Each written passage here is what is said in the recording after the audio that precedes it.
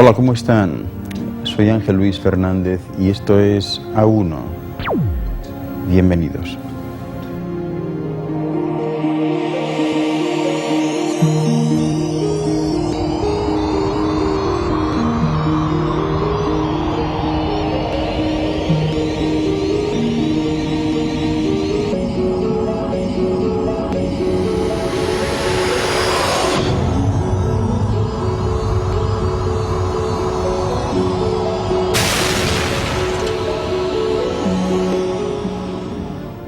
A1 es un programa de investigación y de búsqueda de la verdad perdida, de desvelar misterios y enigmas, de descubrir los secretos y recuerdos del futuro. Fíjense, muy cerca de la Sierra del Pajarillo, una de las faldas del Cerro Uritorco en Argentina, el tiempo y la acumulación de sedimentos han ido formando unas extrañísimas formas rocosas, donde hoy se pueden adivinar, perfiles de seres humanos, obeliscos y hasta la silueta difusa de una ciudad perdida. Hoy les hablaré de ella, de la ciudad subterránea de Erx.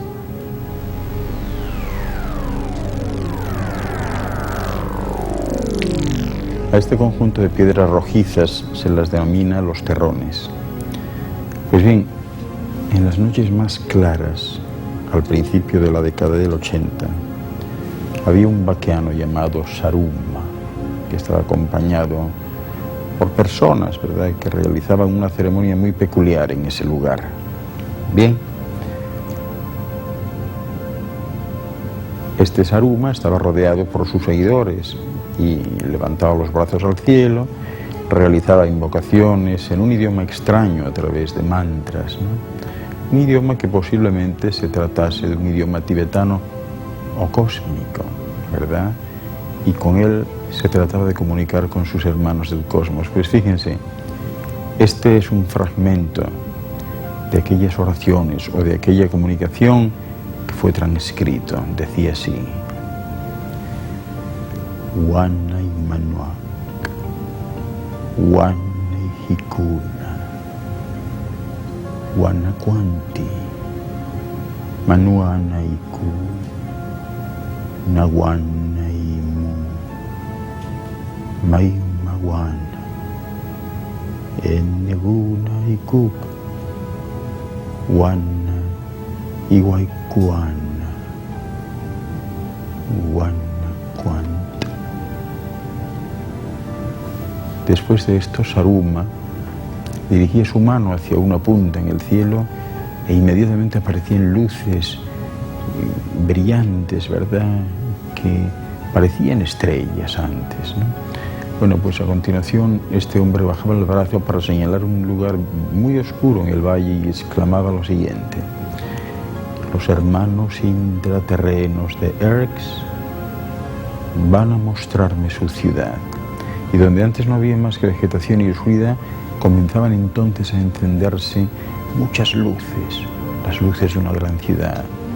Y se dice que Samura era el portero de esta ciudad intraterrena de Erx y que su misión era ni más ni menos que conducir a Erx a los que estaban invitados para entrar. Bueno, pues hoy en día no se sabe nada de Samura. Se le da por desaparecido y no se sabe la razón exacta. Son muchas las personas que dicen haber ingresado de forma mental o física en esta ciudad, a la que describen como una ciudad enorme, ¿verdad?, y muy espaciosa, que está cruzada por una especie de canales secos por donde transitan naves de luz o etérica sin tocar el suelo, y en cuyo centro se encuentra el templo de la esfera o de los tres espejos en los cuales se intercambian datos cósmicos, ¿verdad? El primer espejo dicen que es de lapislázuli, desde donde se puede visualizar lo que pasa en esta esfera, en Nunjimesha. El segundo espejo es de oro, y desde allí se puede ver lo que ocurre en la galaxia con sus diferentes sistemas solares, ¿verdad? El tercer espejo está hecho de una aleación de minerales desconocidos mediante los cuales se pueden intercomunicar con todo el universo menor. Pero claro, al llegar aquí ya se estarán preguntando ustedes, ¿qué es eso de Erx?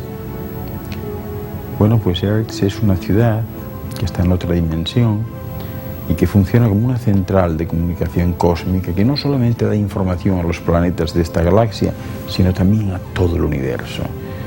Y por esta razón habría que decir que es algo así como el primer epicentro energético de este planeta. Las siglas de Erx, que vienen a decir Encuentro de Remanentes Cósmicos Siderales. Bueno, pues aparentemente hace unos 21.500 años, esta ciudad, este enclave, fue procreada por los ángeles solares y lo que han dado a denominar la Hermandad Blanca, que es una especie de gran consejo de ancianos de este sistema estelar, pero que está constituida tanto física como etéricamente desde hace más de 12.500 años. Bueno, pues en este momento dicen que está a cargo de remanentes de los atlantes, del reino de Mu y de sacerdotes esenios, que serían, de alguna forma, pues los custodios de Erx. A esta ciudad de Erx no es fácil llegar, aunque se desplacen al Uritorco, Argentina. Es algo más que una ciudad, porque Erx en realidad es una especie de conexión, un contacto con uno mismo, un sentimiento de estar en un lugar muy especial, muy profundo y misterioso, por donde la noche fluye de otra manera y desde donde se pueden ver muchas cosas extrañas.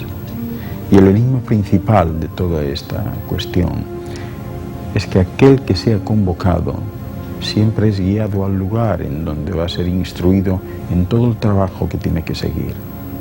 Posiblemente, pues a lo mejor regrese en un tiempo y tendrá la oportunidad de que se le abra la única puerta física que tiene Erx, porque Erx, fíjense bien, tiene 7 portales. 6 son etéricos, pero 1 es físico. Pues bien, en la antigüedad, los habitantes locales, conocidos como comechingones, que eran descendientes de los atlantes, estaban como sacerdotes a cargo de la custodia de esa ciudad intraterrena. Y dicen que siguen todavía. Y debo decirles también que hay personas que han podido contactarse físicamente con esos sacerdotes, ¿verdad? Como ocurre en la Posta del Silencio, con los que están como custodios del área y que han pertenecido a la mayoría de la raza de los comechingones, como les decía. Bueno, pues hay personas de todo el mundo que son convocadas desde distintos lugares y por distintos medios y se trasladan allí. Y ya saben que en el mundo hay 7 epicentros energéticos, de los cuales Erx, si no el más importante, es uno de los más importantes. Hay un canal, por ejemplo, de Erx que va directamente al Tíbet, a Shambhala. Otro va a Asgard en Rusia, que es una ciudad metafísica. Otro a Tula, en México, la ciudad de los mayas. Otro epicentro está en los Pirineos, en España, entre España y Francia. Hay otro al frente de la Gran Pirámide y también el Monte Pérsico. Y el último sería el que está enfrente de Machu Picchu, la ciudad del Mictlán, la ciudad de los hombres sabios en Perú. Bueno, pues para acceder a Erx se requiere de una preparación muy elemental, muy sencilla. Hay algunos mantras que deben decirse y que están escritos en un idioma cósmico. Se dicen y se accede. También dicen que hay que hacerse un collar de 21 ágatas representando al Gran Consejo Galáctico y de esa forma ir preparándose físicamente para consumir durante 2 o 3 semanas, dicen por allí, que pelos de choclos para depurarse. Esto no quiere decir que en cualquier momento se pueda tener algún contacto, ¿verdad? Pero por lo menos es lo que cuentan, de lo que informan. Así que Erx es algo así como la ciudad de la llama azul. Y se la llama la ciudad femenina porque está constituida principalmente por sacerdotisas.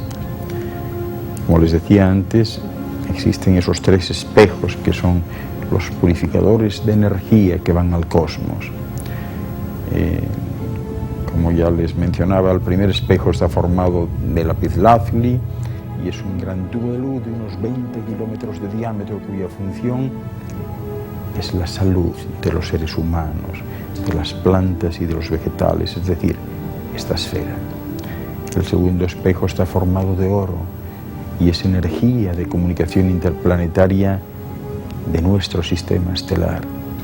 Y el tercero está formado por un material desconocido aquí y sirve como un laboratorio central de comunicación dentro de la galaxia con todo el universo, utilizando para ello la más alta tecnología sideral. No se muevan que enseguida regreso, solo estoy empezando, tengo mucho que contarles. Hasta ahora.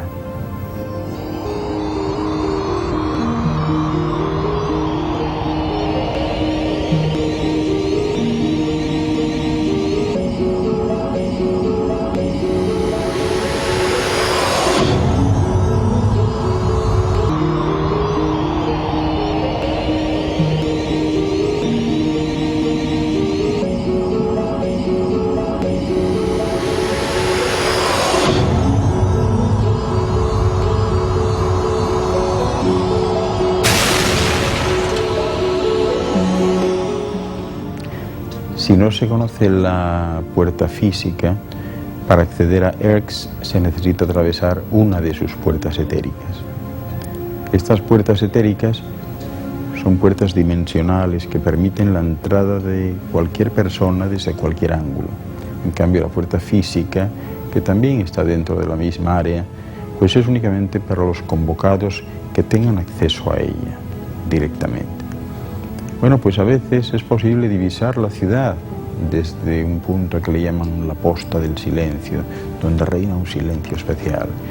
Y así en las tardes más claras, desde el cerrito de los mandalas, pues se ve algo así como un mundo medio azul en el fondo de los terrones, es decir, que se estaría viendo parte de la luz fosforescente que emana de la ciudad. Y no olviden que la ciudad está hecha toda de lapislázuli. Por eso fluye esa especie de llama azul en toda esa área de la montaña. Pues bien, los que se acercan a la ciudad sagrada deben tener mucho respeto y deben haber aprendido a encontrarse a sí mismos, a sentir esa alegría de saber que han entrado en otra frecuencia, aunque están aquí, y que están en un lugar muy especial de esta esfera, de este planeta Tierra, de Nunhimesha. Porque el planeta está aumentando ahora su vibración a medida que se aproxima al cinturón de Alcione, y eso va a provocar pues distintos fenómenos de orden climático que contribuirán más o menos a que poco a poco muchas personas sean capaces de ver y de entrar en ERX por primera vez. Y fíjense, ya desde la década de los 30, en las cercanías del Cerro Uritorco, pues fue encontrado un elemento adicional exótico con forma de bastón. Es un bastón de piedra y al que dieron el nombre de bastón de mando o piedra que habla. Y dice la leyenda de este bastón, que se remonta por cierto a unos 8000 años más o menos, que el cacique Voltán de los Comechingones lo mandó construir y que en el mismo está de forma mágica la gran sabiduría de toda la humanidad. Bueno, pues hay algunas mitologías muy antiguas de la India, de Afganistán, de Persia, Pamiro, del Tíbet, que extrañamente, aunque les parezca mentira, ya hablaban de este hecho hace 7 u 8 mil años. Tales leyendas pues tomaban el realismo, ¿verdad?, más exacerbado hasta el siglo XII, con la aparición en Germania, en Alemania, ¿verdad?, de un caballero que se desempeña ni más ni menos que en la corte inglesa del rey Arturo. Bueno, pues aparentemente Parsifal, este caballero, sería ingresado en la orden de los caballeros templarios, esa orden hermética que tenía a su cargo la custodia de los elementos sagrados que rodearon a Cristo. Y existen otras informaciones acerca de este bastón que cuentan que un caballero, el que les decía antes, Parsifal, arribó con este bastón y con una cruz de un templo y dicen que los depositó en las montañas denominadas de Viarabá, en las llamadas Sierras Chicas de Córdoba, en Argentina. Bueno, pues la leyenda está sostenida por un relato épico que, bueno, la verdad es que no tiene mucha credibilidad histórica, pero en este caso la existencia de una serie de textos pues aportan a este enigma un carácter de verdadero realismo, ¿no? E involucran por primera vez a las tierras de Argentina, que nunca habían participado de nada de esto. Por otra parte, aparece también un trovador llamado Chrétien de Troyes, allá por el año 1140, que escribió un poema basado precisamente en viejos relatos legendarios sobre un caballero germano y que daría comienzo pues a la proliferación de una obsesión histórica de todo buscador de misterios en el pasado.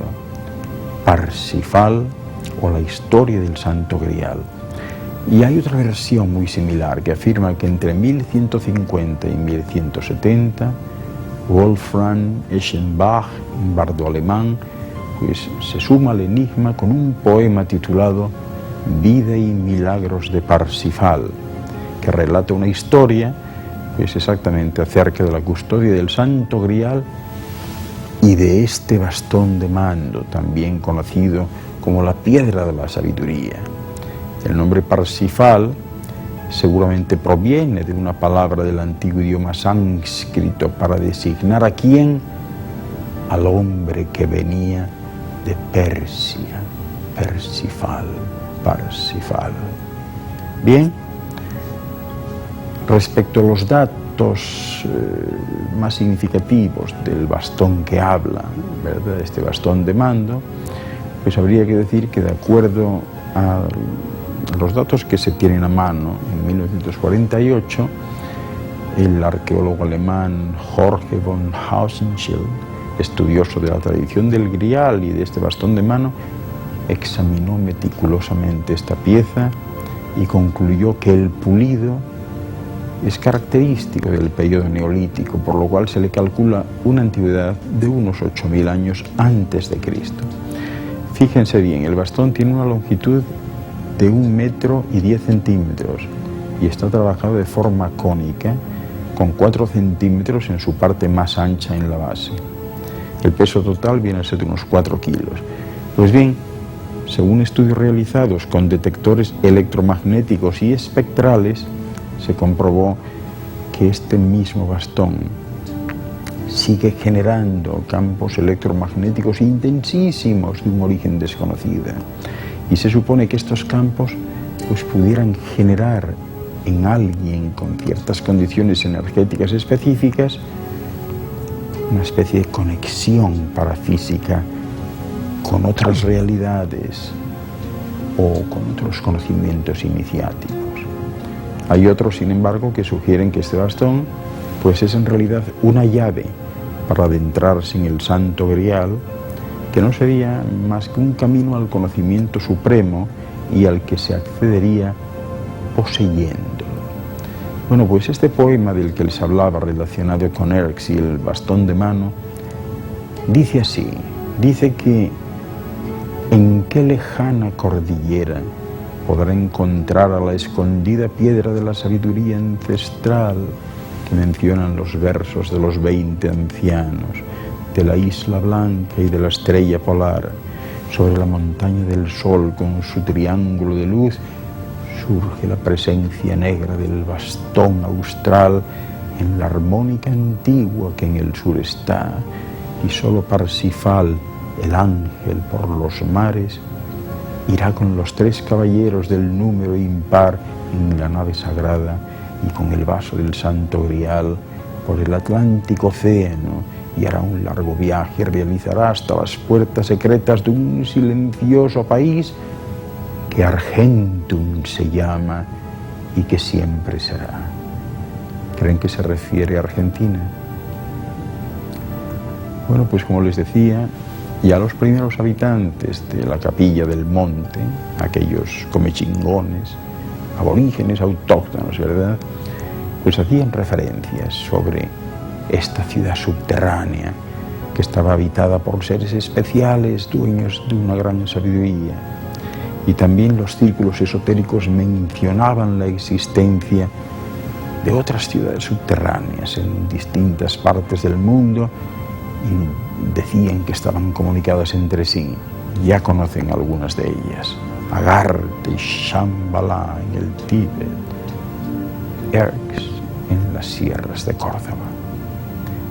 Pero Erx no es una ciudad terrenal localizable, porque ya saben que se requiere de una puerta dimensional para llegar a ella.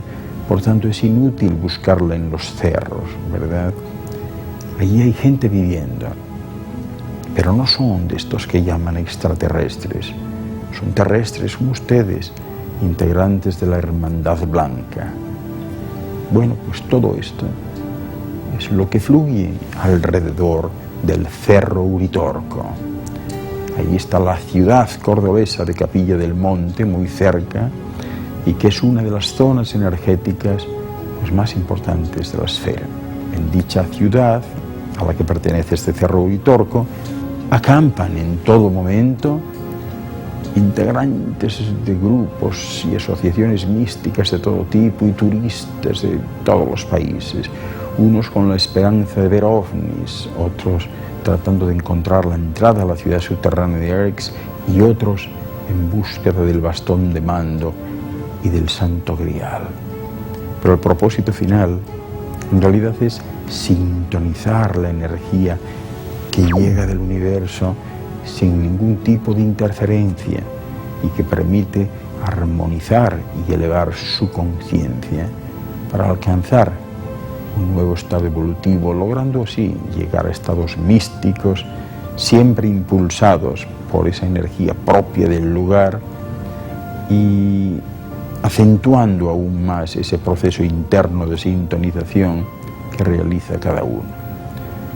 Fíjense, en 1986 este Cerro Uritorco adquirió mucha notoriedad porque aparecían por ahí muchos ovnis y por la quemazón de un campo que apareció de manera muy imprevista.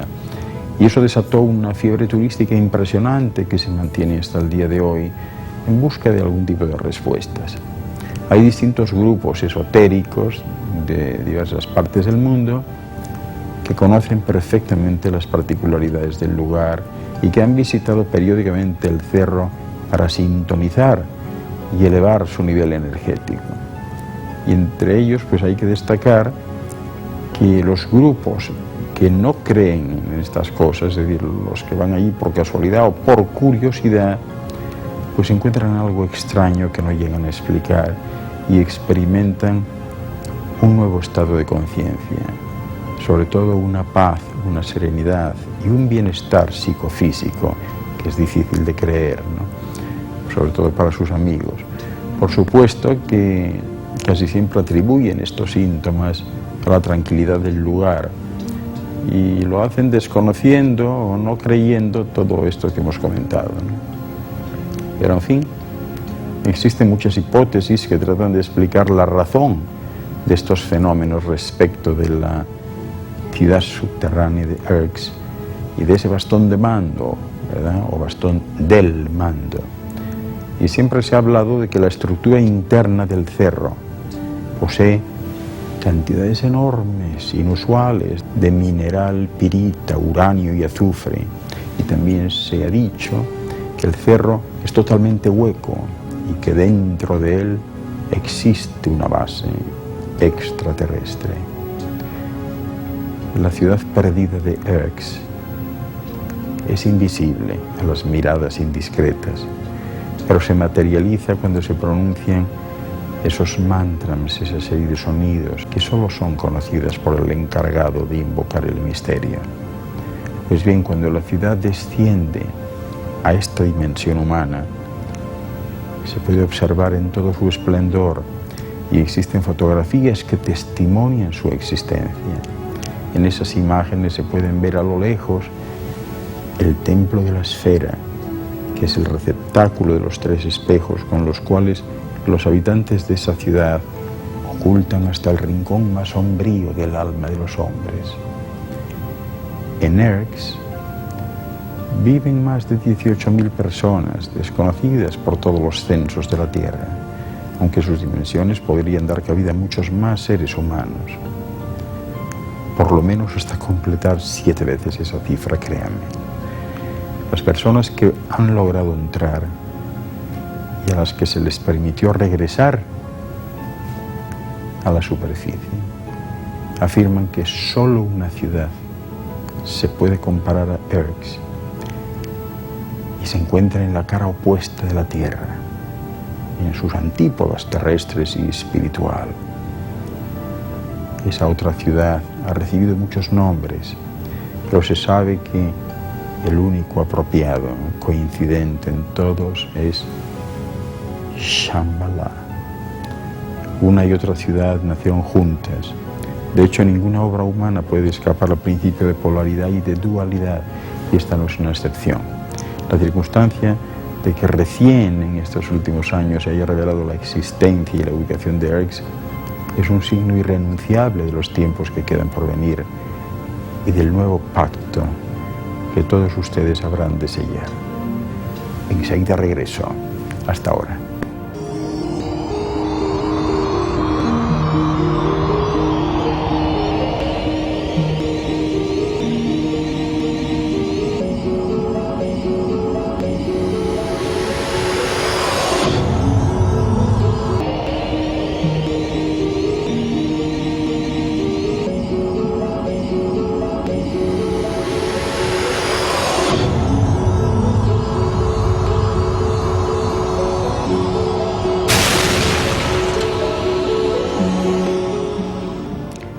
Permítanme hablarles un poquito más sobre el Cerro Uritorco y esta ciudad de Erx.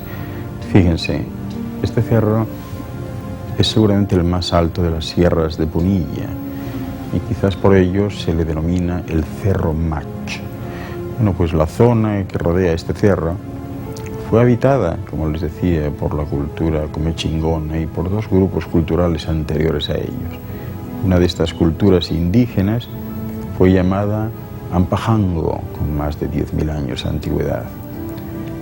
Los 3 grupos indígenas siempre consideraron al Cerro Uritorco como un centro de convocatoria mítica religiosa, donde se desarrollaban ritos calendaicos periódicos, ¿verdad? Y realizaban danzas cogidos de las manos, entonando algunos cantos mántricos.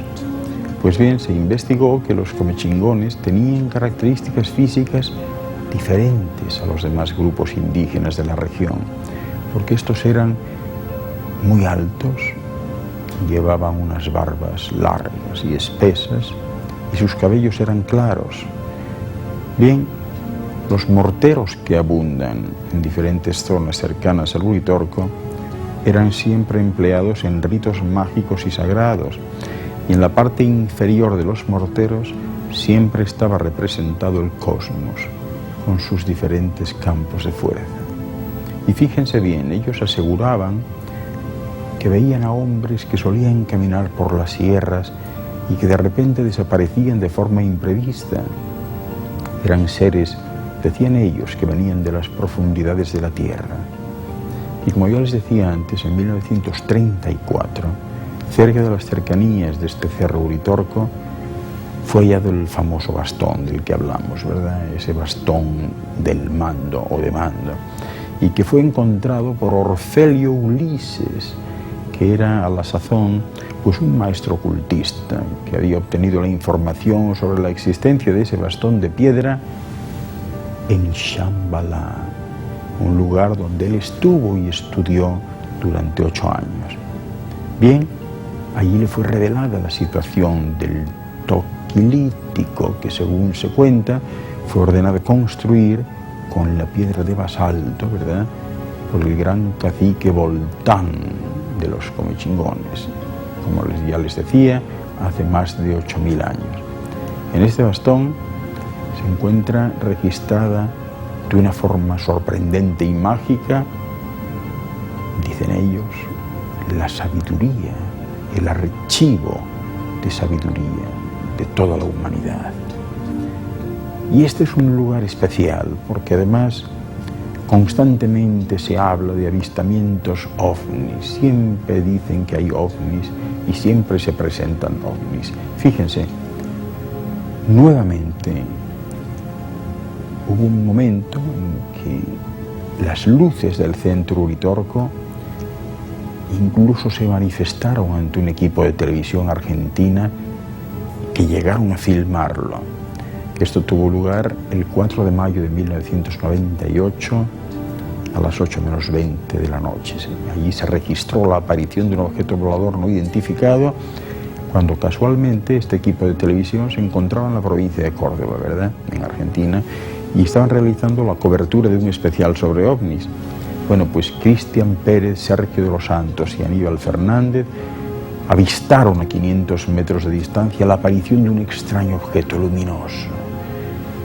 En una primera oportunidad lo vieron por la premura de la aparición y no supieron precisar bien de qué se trataba, no pudieron filmar el objeto, pero después de unos pocos minutos aquella luz verde, roja y plateada volvió a divisarse en el cielo y esta vez sí que permitió al camarógrafo captar esas imágenes desde el balcón del hotel donde se encontraba el equipo de filmación. Y así de forma inmediata se comunicó con la base del aeropuerto local con la intención de verificar si en ese horario había algún avión o alguna línea estaba sobrevolando el lugar. La respuesta fue negativa, no había ningún avión ni helicóptero en la zona. En fin, existen muchísimas hipótesis que intentan explicar el origen de estos fenómenos relacionados con la ciudad de Erx y con lo que acordaron en llamar ese bastón de mando. Y hubo quienes hablaron sobre la estructura interna del cerro, donde se encontraron enormes cantidades, como les decía, de pirita, de uranio y hasta de azufre.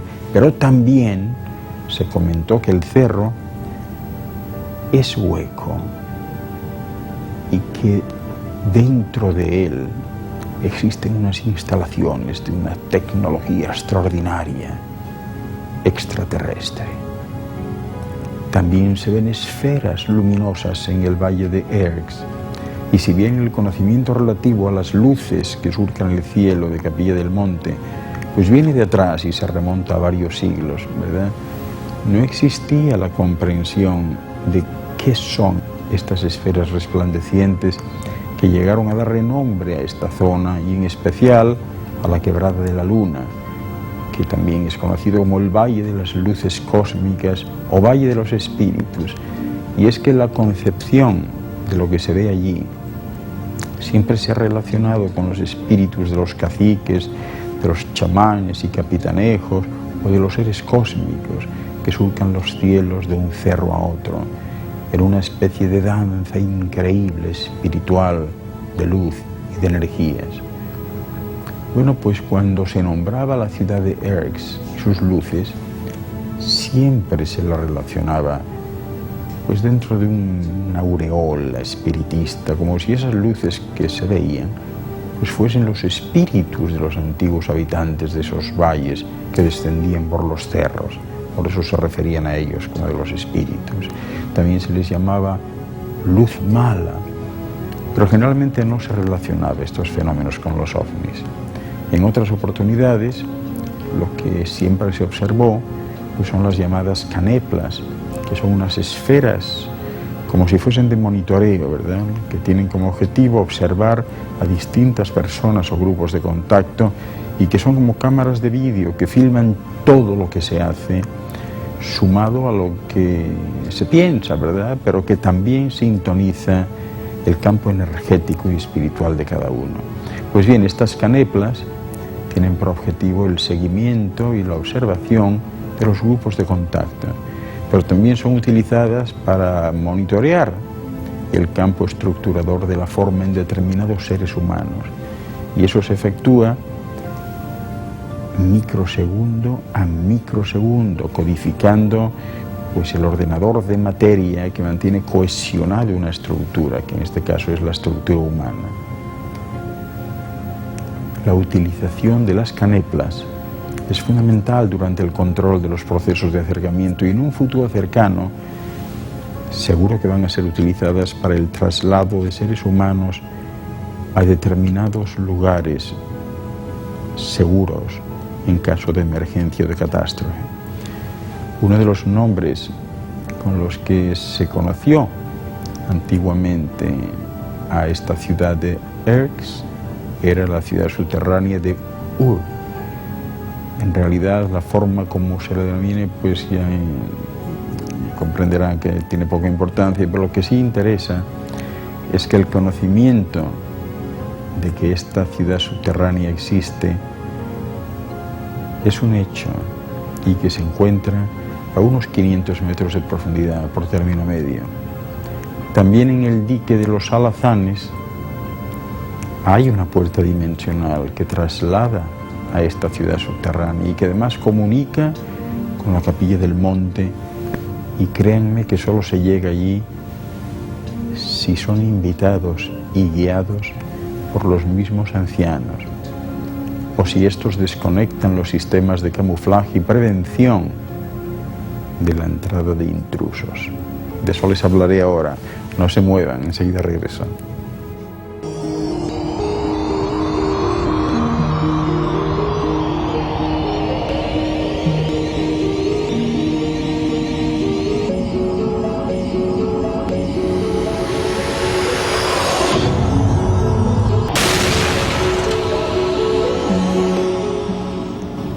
Es habitual que se genere una bruma alrededor de todos los que se acercan, ¿verdad? Y que se van a aparecer unas figuras de seres con túnicas largas. Entonces el que está allí y puede visualizar todo esto, pues siente que el cuerpo se le traslada, ¿verdad? Y de pronto, pues como que se encuentra dentro de una especie de campana de color brillante tipo aluminio, ¿verdad? Muy brillante, muy brillante. Desde allí, entonces, por una ventana que hay en la parte delantera de esa campana, se ve la Capilla del Monte, pero como si no se viese en tiempo presente, ¿verdad? Entonces la estructura desciende, se siente que desciende, y se llega a un lugar donde hay varias estructuras similares de unos 4 metros de largo por 2 de alto, ¿verdad? Todas con esa forma de campana achatada. Pues bien, los seres que aparecen por allí son altos, más altos de 1,80, de 1,90 y de 2 metros, ¿no? Tienen casi siempre un uniforme de tipo muy ceñido, marrón o beige, tierra, ¿verdad? Con un cuello tipo hindú, así elevado, ¿verdad? Al caminar por ese hangar, o esa especie de hangar, se llega a un punto donde se encuentra habitualmente un anciano con un aspecto de ser muy viejo, tiene unas manos grandes, muchas venas en las manos, y están apoyadas en una especie de trono o sillón, ¿verdad? Cuando está sentado, sus rodillas llegan casi al pecho de un ser humano normal, es decir, que mide seguramente más o menos 3 metros, mucho más que los otros seres. Su cabeza es bastante más grande de lo normal y sus ojos también grandes y un poco achinados, ¿verdad? El pelo blanco y lacio, largo hasta los hombros, va vestido con una túnica blanca y desde luego su rostro siempre impresiona por esa majestuosidad que tiene, por la gran fuerza y sobre todo por una gran bondad. Realmente es muy impactante también. Todos coinciden en que irradia amor, en que uno se siente muy bien en su presencia. Bien, como les decía, la ciudad de Erx tiene una parte que no es física, pero hay otra que sí es física, lo cual no significa que cualquiera pueda buscar una puerta y entrar, como les decía, porque si ellos no generan los vórtices de energía que abren los túneles, los vectores de entrada o salida, no se puede ni ingresar ni salir. Erx se encuentra en una bóveda cóncava a 500 metros de profundidad, más o menos, como les decía antes, de roca sólida, ¿verdad?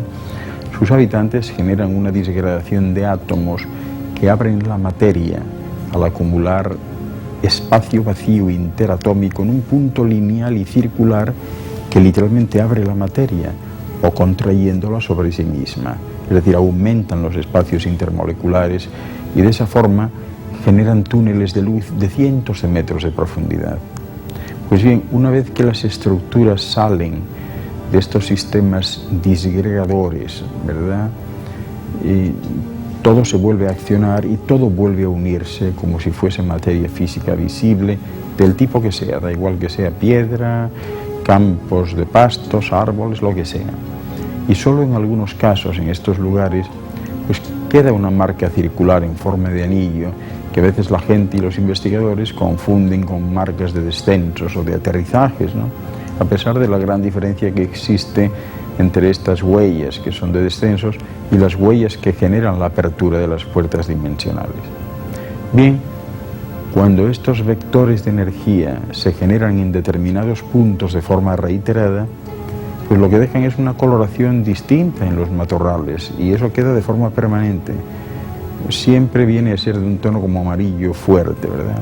El anillo y el interior verde oscuro, y a veces pues se invierte la tonalidad.